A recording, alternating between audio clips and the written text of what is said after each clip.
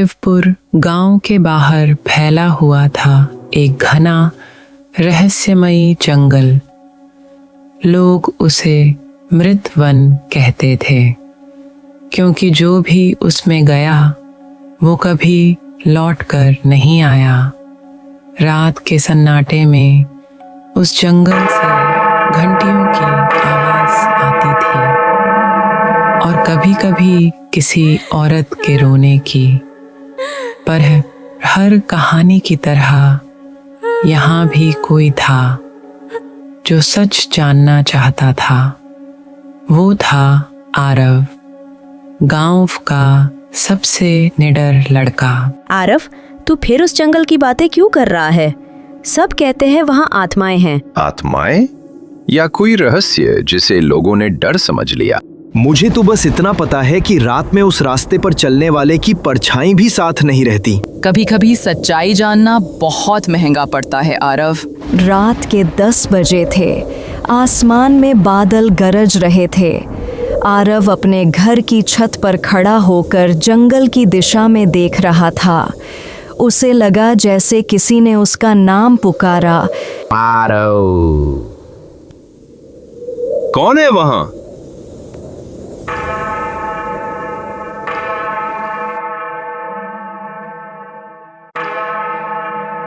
अगर कोई है तो सामने आओ। अचानक एक पुरानी माला उसके पैरों के पास गिरती है।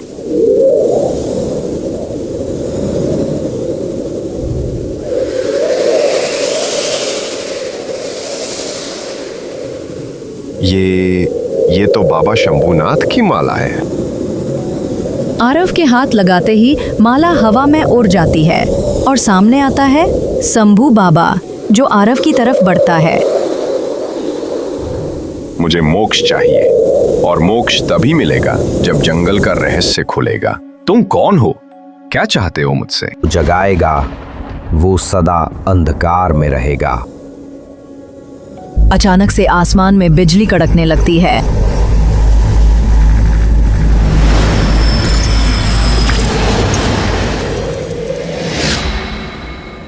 आरव, वहां मत जाना।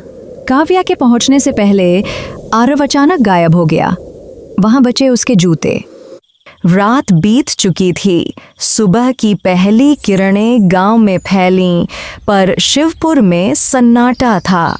लोगों के चेहरों पर डर था, क्योंकि आरव अब तक नहीं लौटा था। काव्या की आंखें रो रो कर सूज चुकी थीं और रोहित त्रिशा के साथ आरव को ढूंढने की तैयारी कर रहा था। काव्या, रोना बंद करो, हम सब मिलकर उसे ढूंढेंगे। पर वो जंगल, वहां से कभी कोई लौटा नहीं। मुझे परवाह नहीं। अगर आरव वहां है तो मैं भी वहां जाऊंगी। तीनों ने तय किया वो रात होते ही जंगल जाएंगे। पर जैसे ही सूरज ढला, पूरा गांव किसी अनजाने भय से कांप उठा। पेड़ों की टहनियां हिलने लगीं, मंदिर की घंटी अपने आप बजने लगी और हवा में वही आवाज गूंज उठी। आरव। रोहित, त्रिशा, काव्या आरव को ढूंढने के लिए जंगल में जाने लगते हैं।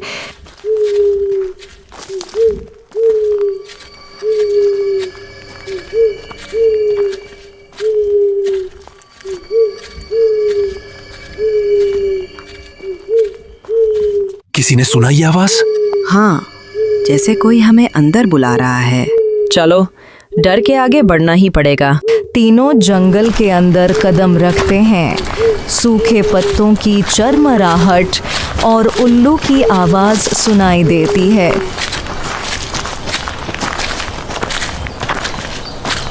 जंगल की गहराई में जाते जाते सबको लगा जैसे समय रुक गया है। ठंडी हवा शरीर में सिहरन पैदा कर रही थी। अचानक एक पुराना कुआं दिखा और उसके पास वही माला थी जो आरव के पास थी। ये तो आरव की माला है, मतलब वो यही कहीं है। कहीं नीचे तो नहीं गिर गया? बचाओ, बचाओ, काव्या, मुझे बचाओ। ये आरव की आवाज थी। दिया लिखा हुआ नाम हवा में घूम रहा था और कुएं से सफेद धुंध निकल रही थी। एक नाम जिसे किसी ने पहले कभी नहीं सुना था। दिया, ये कौन है? शायद यही आत्मा है जो आरव को बुला रही थी। हमें बाबा शंभुनाथ के मंदिर जाना होगा, शायद वही जानते हों। तीनों जंगल से भागते हुए पुराने खंडहर जैसे मंदिर पहुंचे। वहां कोई नहीं था, सिर्फ राख से भरी जमीन और दीवार पर लिखा मंत्र। अचानक वहीं बाबा की परछाई दिखी, मगर इस बार वो पहले जैसे शांत नहीं थे, बहुत गुस्सेमय थे। तुम लोग उस श्राप को छेड़ चुके हो, अब ये जंगल तुम्हें छोड़ने वाला नहीं। आरव कहाँ है बाबा? वो अब इस जंगल का हिस्सा है। दिया ने उसे अपने संसार में बुला लिया है। धीरे धीरे पूरी जमीन कांपने लगी, दीवारें फटने लगीं। कहीं से एक औरत की हंसी सुनाई दी आरव मेरा है। और मंदिर की दीवार पर आग के अक्षर उभर आए, श्राप अधूरा है। हमें भागना होगा। नहीं, हमें आरव को वापस लाना होगा। आरव, अगर सुन रहे हो तो लौट आओ। आरव की आंखें लाल थीं, आवाज गहरी और डरावनी। वो बोला, अब देर हो चुकी है। फिर अचानक सब कुछ अंधेरे में डूब गया। जैस दोनों जियंकेस, क्या आरव सच में मर गया या वो अब श्राप का नया रक्षक बन गया है? जानिए आगे, जंगल का श्राप पार्ट 2 में।